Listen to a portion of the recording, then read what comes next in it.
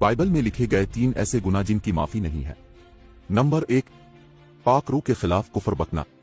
मत्ती 12 बाब 31 आयत में लिखा है, इसलिए मैं तुमसे कहता हूं कि आदमियों का हर गुनाह और कुफर तो मुआफ किया जाएगा, मगर जो कुफर रूह के हक में हो वो मुआफ न किया जाएगा।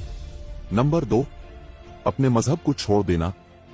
हिब्रूज 6 बाब 4 से 6 आयत में लिखा है, क्योंकि जिन लोगों के दिल एक बार रोशन हो गए और वो आसमानी बख्शिश का मजा चख चुके और रूह अल कुद्स में शरीक हो गए और खुदा के उम्दा कलाम और आइंदा जहान की कुव्वतों का जायका ले चुके, अगर वो बरगश्ता हो जाएं तो उन्हें तौबा के लिए फिर नया बनाना नामुमकिन है, इसलिए कि वो खुदा के बेटे को अपनी तरफ से दोबारा मसलूब करके अलानिया जलील करते हैं।